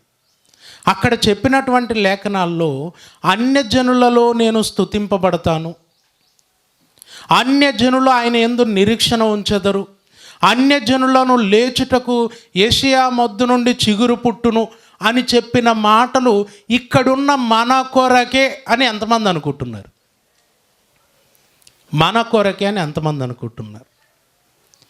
ఈరోజు ఇప్పుడున్నటువంటి క్రైస్తవ బోధకుల్లో ఈ మాటలను ఇలాగే అర్థం చేసుకొని మనము వస్తామని మనను గూర్చి దేవుడు ముందుగానే లేఖనాల్లో చెప్పినందుకే మనం వచ్చాం, మన దగ్గరకు సువార్త వచ్చింది, మనం ప్రభువుని అంగీకరించామని చెప్పుకుంటున్నారు.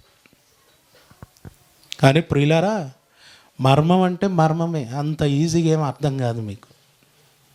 మర్మం అంటే ఏంటి? మర్మమే. మర్మం ఇంత ఈజీగా చెప్పాడు పౌలు గారు అనుకుంటున్నారు చాలామంది. ఈరోజు మనోళ్ళదంతా సగం తురకమే. ఏమండి? మర్మం ఇప్పటికీ అర్థం కాలేదు.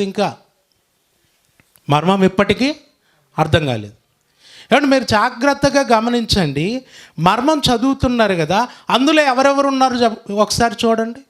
అందులో ఎవరెవరున్నారు? యూదులు, తర్వాత అన్యజనులు. యూదులు, అన్యజనులు. యూదులు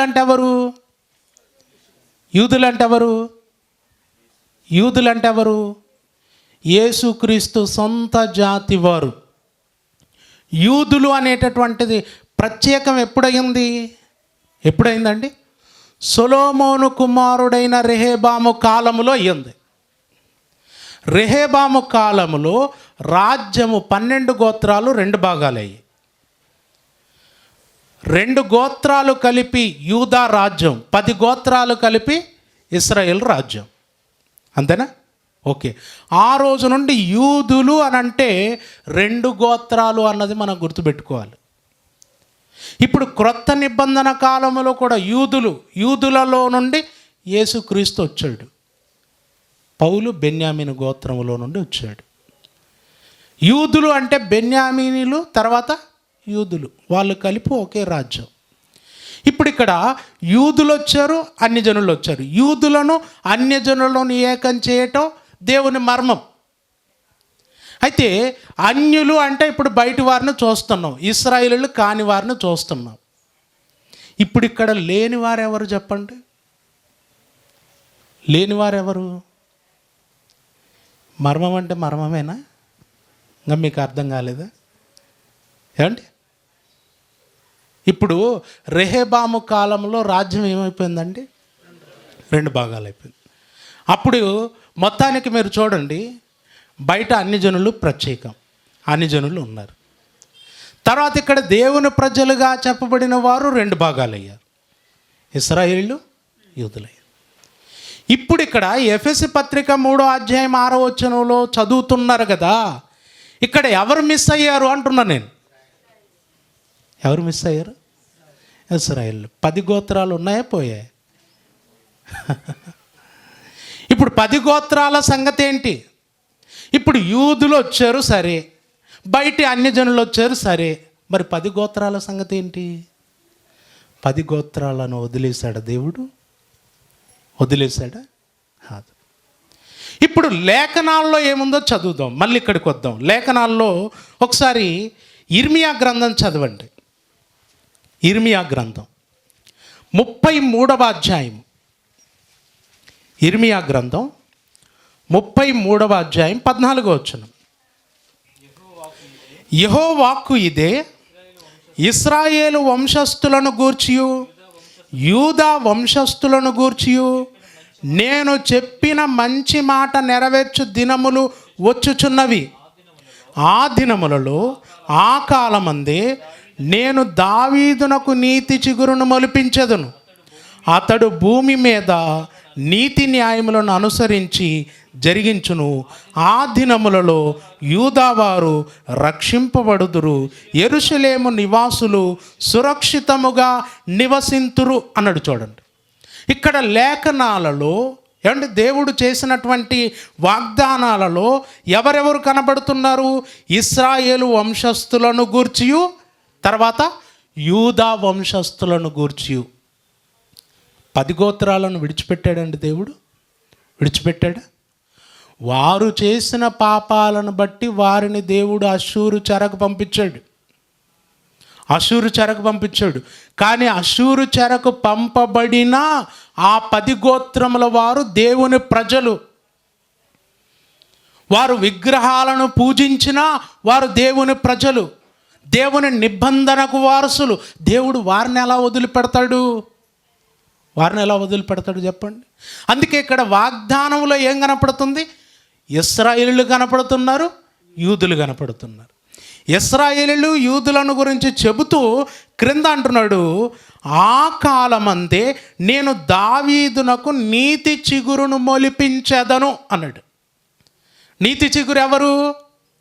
నీతి చిగురు ఎవరండి? యేసుక్రీస్తు. అంటే యేసుక్రీస్తు కాలములో ఇశ్రాయేలీయులు, యూదులు ఇద్దరు ఉంటారు. వీరు రక్షించబడతారు అని ఇక్కడ చెప్తున్నాడు. ఇశ్రాయేలీయులు రక్షించబడతారు, యూదులు రక్షించబడతారు. ఇదొకటి జ్ఞాపకం పెట్టుకోండి. తర్వాత యెషయా గ్రంథం 11వ అధ్యాయానికి రండి. యెషయా గ్రంథం 11వ అధ్యాయము 10వ వచనం చూద్దాం. 10వ వచనం. ఆ దినమున ప్రజలకు ధ్వజముగా నిలుచుండు యెషయి వేరు చిగురునొద్ద జనములు విచారణ చేయును. ఏమంటే ధ్వజముగా నిలుచుండు యెషయి వేరు చిగురునొద్ద. యెషయి వేరు చిగురు అంటే ఇక అందులో ఎలాంటి అనుమానం లేదు. యేసుక్రీస్తు కాలములో జరగబోయే దానిని దేవుడు యెషయా గారి ద్వారా ముందే చెప్పాడు. ఓకే, ఇప్పుడు ఇక్కడ యెషయి వేరు చిగురునొద్ద జనములు విచారణ చేయును అంటూ ఆయన విశ్రమ స్థలము ప్రభావము గలదగును. ఆ దినమున శేషించు తన ప్రజల శేషమును అష్షూరులో నుండి, ఐగుప్తులో నుండి, పత్రోసులో నుండి, కూసులో నుండి, ఏలాములో నుండి, షీనారులో నుండి, హమాతులో నుండి, సముద్ర ద్వీపములలో నుండి విడిపించి రప్పించుటకు యెహోవా రెండో మారు తన చెయ్యి చాచును. అంటే యేసుక్రీస్తుల వారి కాలానికి దేవుని ప్రజలుగా చెప్పబడినటువంటి ఇశ్రాయేలీయులు ఎవరైతే ఉన్నారో వారందరూ అన్యజనులలో చెదిరిపోయి ఉన్నారు. అండ్ యూదులైన వారు ఉన్నారు. యూదులైన వారు కొంత ఇశ్రాయేలు దేశములో యెరూషలేములో ఉన్నారు. మరి కొంతమంది అన్యజనులలో చెదిరిపోయి ఉన్నారు. యూదులలో చెదిరిపోయిన వారు ఉన్నారు. ఇశ్రాయేలు 10 గోత్రములు చెదిరిపోయి ఉన్నాయి. వారందరినీ కూడా ఏం చేస్తాడట? ఆయన రప్పించుటకు తన చెయ్యి చాస్తాడట. ఎప్పుడు? యేసుక్రీస్తు కాలంలో. తర్వాత క్రింది వచనం చూడండి, 12వ వచనం. జనములను పిలుచుటకు ఆయన ఒక ధ్వజము నిలవబెట్టును. ఆ ధ్వజం ఎవరో కాదు, యేసుక్రీస్తు. జనములను పిలిచాడు కదా. ప్రయాసపడి భారం మోసుకొనుచున్న సమస్త జనులారా నా యొద్దకు రండి అని పిలిచాడు. ఆ పిలిచిన వాడు యేసుక్రీస్తు పిలుస్తాడు. పిలిస్తే ఏమవుతుందట చూడండి. భ్రష్టులైపోయిన ఇశ్రాయేలులను పోగు చేయును. భూమి యొక్క 4 దిగంతముల నుండి చెదిరిపోయిన యూదా వారిని సమకూర్చును. ఇశ్రాయేలు వారిని పోగు చేస్తాడు, యూదా వారిని సమకూరుస్తాడు. ఇప్పుడు లేఖనాలలో ఇశ్రాయేలు 10 గోత్రములను దేవుడు పక్కన పెట్టాడండి. పక్కన పెట్టాడా? అమ్మా వినాలి. లేఖనాలలో ఇశ్రాయేలు 10 గోత్రములను దేవుడు పక్కన పెట్టాడా? వారిని పిలుస్తానన్నాడా? వారిని చేర్చుకుంటానన్నాడా? అన్నాడు. మరి ఇప్పుడు మర్మము అని చదువుకున్నాం కదా. ఆ మర్మములో 10 గోత్రాలు లేవేంటి? 10 గోత్రాలు ఎక్కడ? 10 గోత్రాలు ఎక్కడ? యూదులు అన్నాడు కదా, ఇంకా వాళ్ళేనేమో అనుకునేరు మీరు. ఏమండి, ఇట్లా అతి తెలివితో చెప్పేటోళ్ళు కూడా ఉన్నారు. యూదులంటే ఇశ్రాయేలీలే కదా అని. మీరు ఒక విషయం గుర్తుపెట్టుకోవాలి. ఏంటంటే ఇశ్రాయేలు అనే పేరు యాకోబు గారిది. ఇశ్రాయేల్ అనే పేరు ఎవరిది? యాకోబు గారిది. యాకోబు గారి 12 మంది కుమారులు, ఆ 12 మందిలో నుండి వచ్చిన సంతానమంతటిని ఇశ్రాయేలీలు అన్నాడు. ఇశ్రాయేలీలు.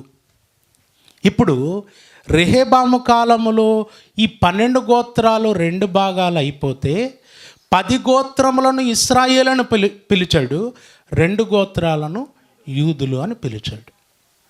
అయితే ఇక్కడ ఒక విషయాన్ని మీరు గమనించాలి. 2 గోత్రాల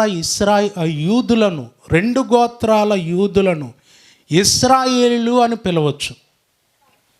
2 గోత్రాల యూదులను ఏమని పిలవచ్చు? ఇశ్రాయేలీలు అని పిలవచ్చు. ఎందుకంటే ఈ 2 గోత్రాల వారికి కూడా తండ్రి ఎవరు? యాకోబు గారు. కానీ 10 గోత్రాల ఇశ్రాయేలీలను యూదులని పిలవకూడదు. పిలవచ్చండి? పిలవచ్చా? 10 గోత్రాల ఇశ్రాయేలీలను యూదులు అనొచ్చా? కానీ 2 గోత్రాల యూదులను ఏమనొచ్చు? కనుక ఇప్పుడు ఖచ్చితంగా ఎఫెసీ పత్రిక 3వ అధ్యాయం 6వ వచనంలో యూదులు అంటే ఎవరు? యూదులే. ఇంకా మళ్ళీ 12 గోత్రాలు కలుపుకోకండి. అక్కడ 12 గోత్రాలను యూదులలో కలుపుకోకండి. ఈరోజు మన వాళ్ళు ఎరుగని మర్మం ఏంటో తెలుసా? యూదులంటే 12 గోత్రాలు, అన్ని జనులంటే మనమే. వచ్చాయి. యూదులను ఎప్పుడూ కూడా ఇశ్రాయేలులను కలుపుకొని దేవుడు యూదులుగా పిలవడు. యూదులంటే 2 గోత్రాలు. అది మీరు బాగా గుర్తుపెట్టుకోండి.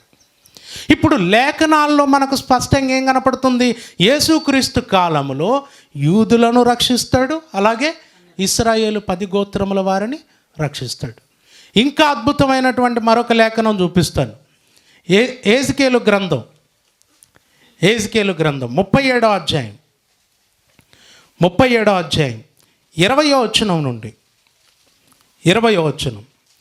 ఇట్లుండగా వారికి ఇలాగు చెప్పుము, ప్రభువైన యెహోవా సెలవిచ్చినదేమనగా, ఏ జనులలో ఇశ్రాయేలు చెదిరిపోయిరో ఆయా జనులలో నుండి, ఆయా అన్యజనులలో నుండి వారిని రక్షించి, వారు ఎచ్చటెచ్చట ఉన్నారో అచట నుండి వారిని సమకూర్చి వారి స్వదేశములోనికి తోడుకొని వచ్చి, వారిక మీదట ఎన్నటికి 2 జనములుగాను తర్వాత 2 రాజ్యములుగాను ఉండకుండునట్లు ఆ దేశములో ఇశ్రాయేలుల పర్వతముల మీద వారిని ఏక జనముగా చేసి వారందరికీ ఒక రాజునే నియమించదను అన్నాడని.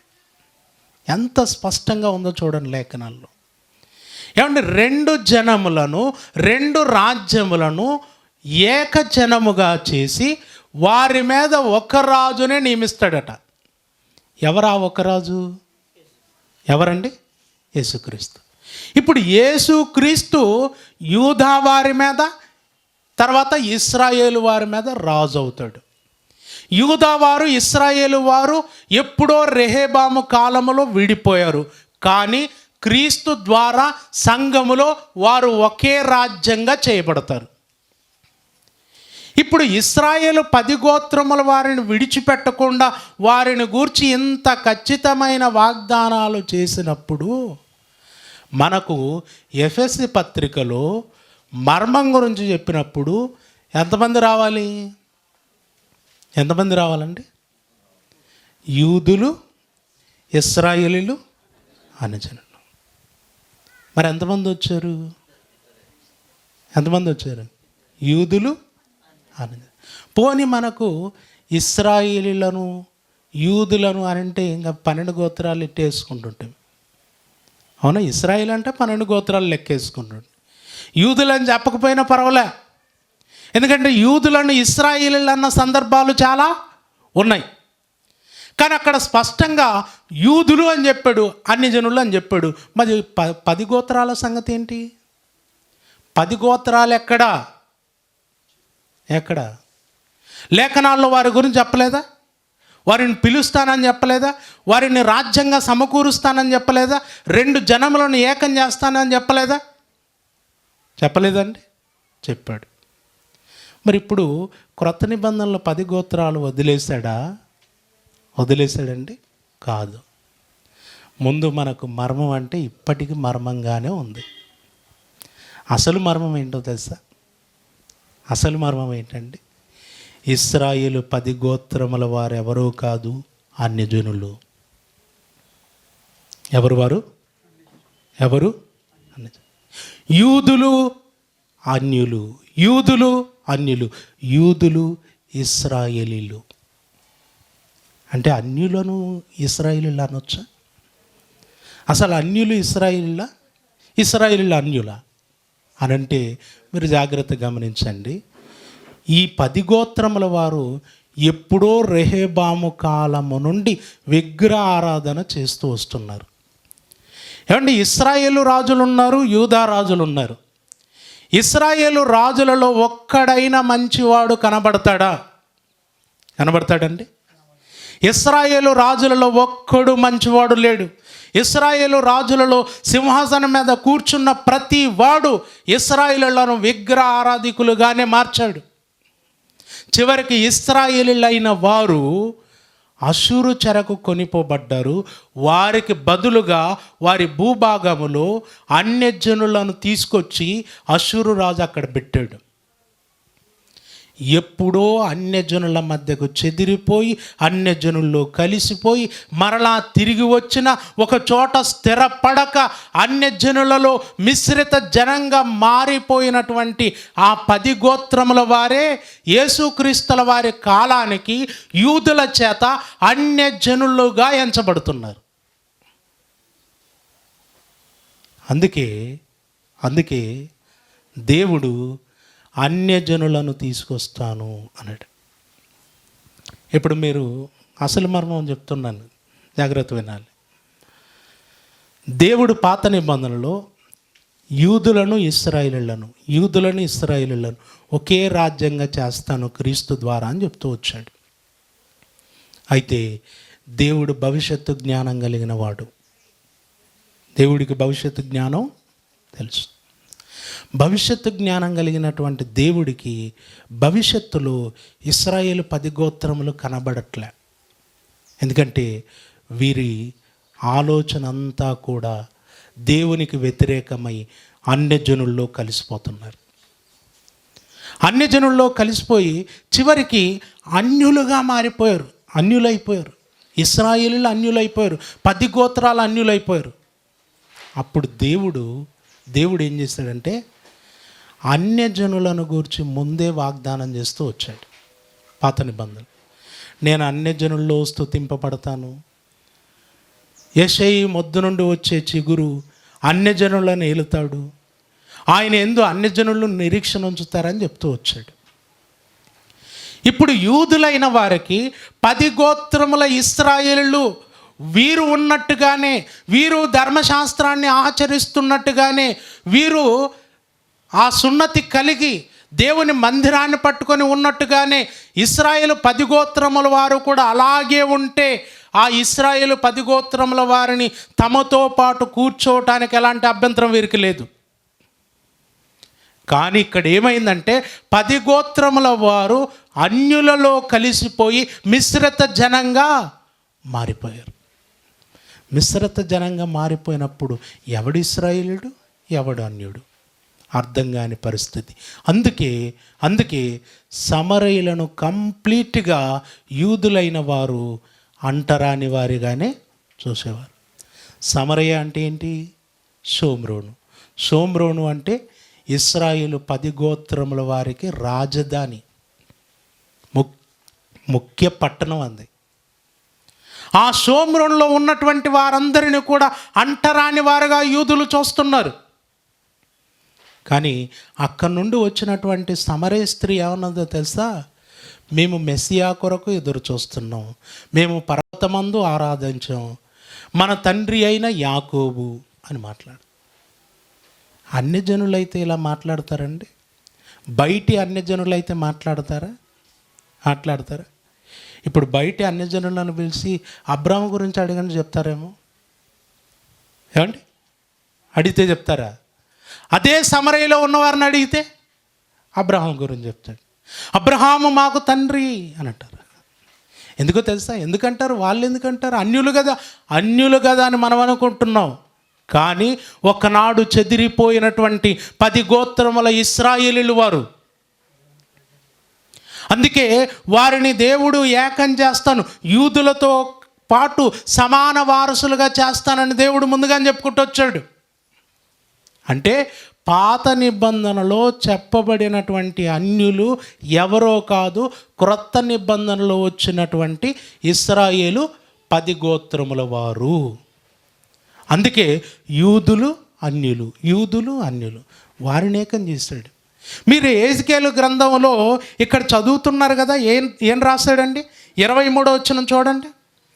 23వ వచనం, వారిని ఏక జనముగా చేసి వారందరికి ఒక రాజునే నియమించదు. ఏక జనముగా చేస్తాను అన్నాడు. తర్వాత ఇర్మియా గ్రంథం 23వ అధ్యాయం చూడండి. ఇర్మియా గ్రంథం 23వ అధ్యాయం 5వ వచనం. ఇర్మియా గ్రంథం 23వ అధ్యాయం 5వ వచనం. యెహోవా ఇలాగూ ఆజ్ఞ ఇచ్చుచున్నాడు, రాబో దినములలో నేను దావీదునకు నీతి చిగురు పుట్టించెదను, అతడు రాజై పరిపాలన చేయును, అతడు వివేకముగా నడుచుకొనుచు కార్యము జరిగించును, భూమి మీద నీతి న్యాయములను జరిగించును. అతని దినములలో యూదావారు రక్షణ నొందుదురు, ఇశ్రాయేలు నిర్భయముగా నివసించును. యూదావారు రక్షణ నొందుతారు, ఇశ్రాయేలు వారు నిర్భయంగా. యూదా వారిని, ఇశ్రాయేలు వారిని ఏకజనముగా చేస్తాను. ఇప్పుడు ఈ మాటను మైండ్లో పెట్టుకొని ఎఫెసీ పత్రిక 3వ అధ్యాయం 6వ వచనం చదవండి ఒకసారి. 3వ అధ్యాయం 6వ వచనం ముగింపుకొచ్చు. ఈ మర్మమేదనగా, గట్టిగా చదవండి, ఈ మర్మమేదనగా అన్యజనులు సువార్త వలన క్రీస్తు యేసునందు యూదులతో పాటు సమాన వారసులు. యూదులతో పాటు వీరు సమాన వారసులు అవుతారట. ఎందుకంటే వారసత్వాన్ని కోల్పోయారు. ఏమండి, వారు వారసత్వాన్ని కోల్పోయారు.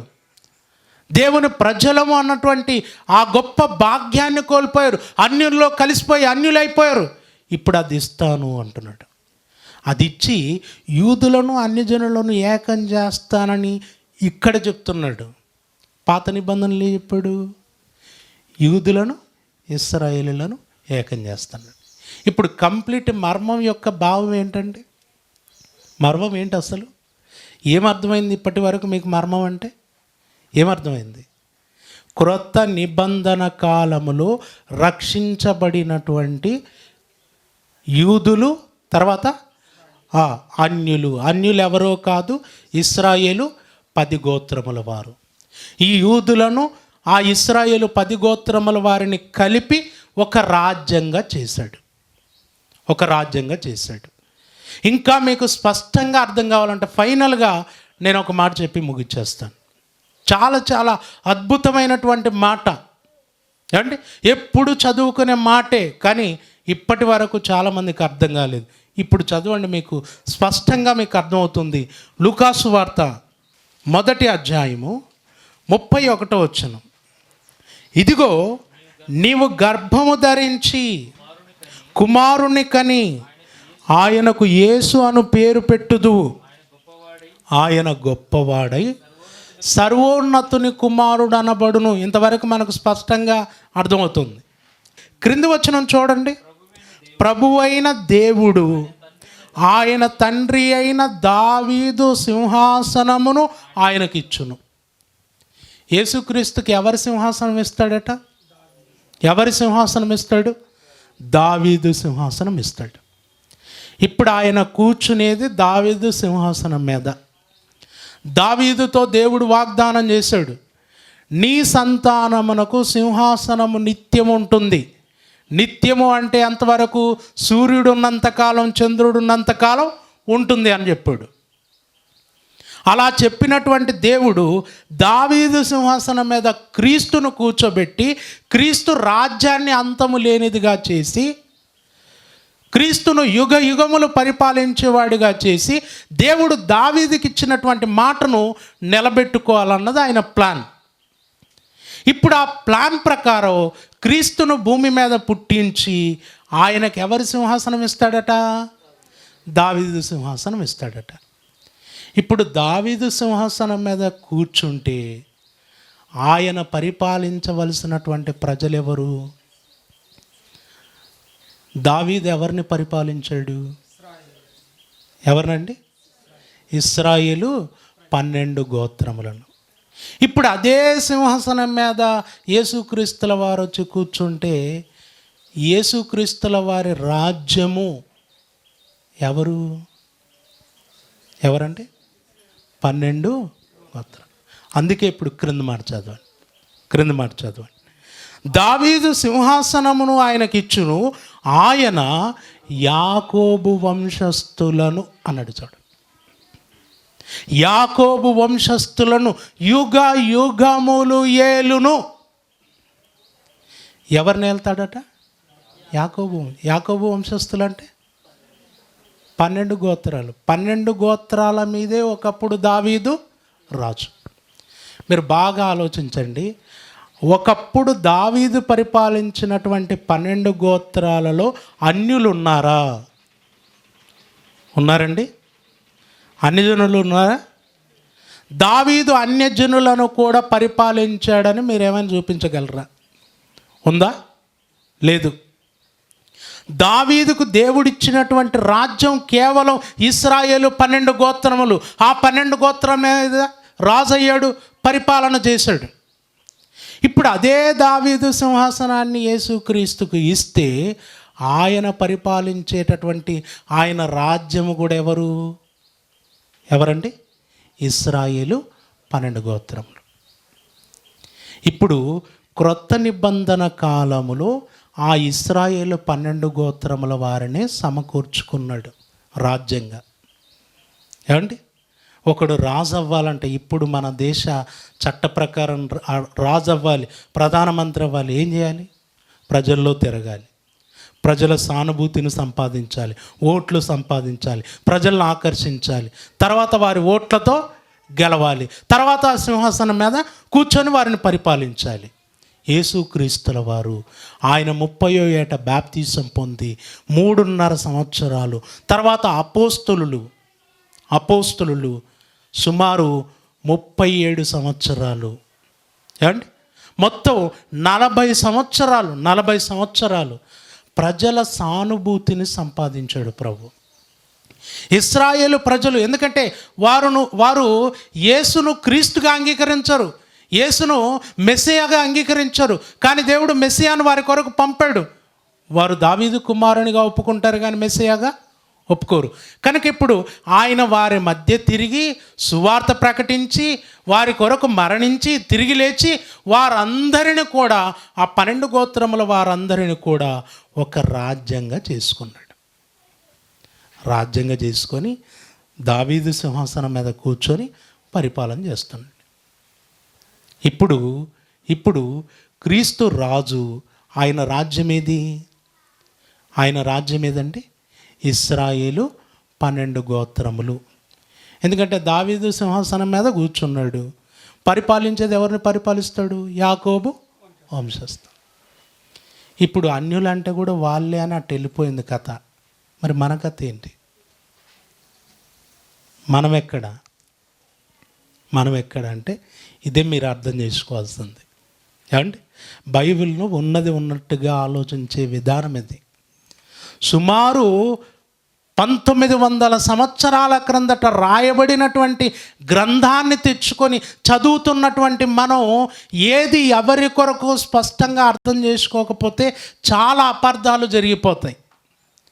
ఈరోజు ఏది ఎవరి కొరకు రాయబడిందో అర్థం కాక అన్యులంటే ఒకనాడు ఇశ్రాయేలు కాని వారు అన్యులు గనక క్రొత్త నిబంధనలో సంఘంలోకి వచ్చిన అన్యులు బయటివారంటే మనం కూడా అన్యులమే కాబట్టి మన కొరకే లేఖనాలు చెప్పాయని చాలా అపార్థం చేసుకున్నారు. దేవుని మర్మం నేటి క్రైస్తవ్యానికి అర్థం కాలేదు.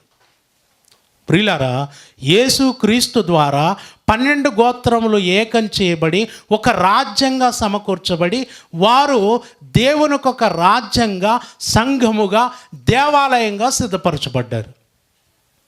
వారొక దేవాలయం అయితే, వారొక రాజ్యమైతే, వారొక సంఘమైతే, వారొక మందిరమైతే, ఆ మందిరములోనికి వచ్చిన ప్రజలే నేడున్నటువంటి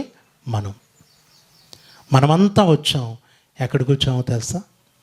ఎక్కడికి వచ్చామంటే ఇశ్రాయేలు 12 గోత్రములతో కట్టబడిన క్రీస్తు రాజ్యములోనికి వచ్చాం, క్రీస్తు సంఘములోనికి వచ్చాం.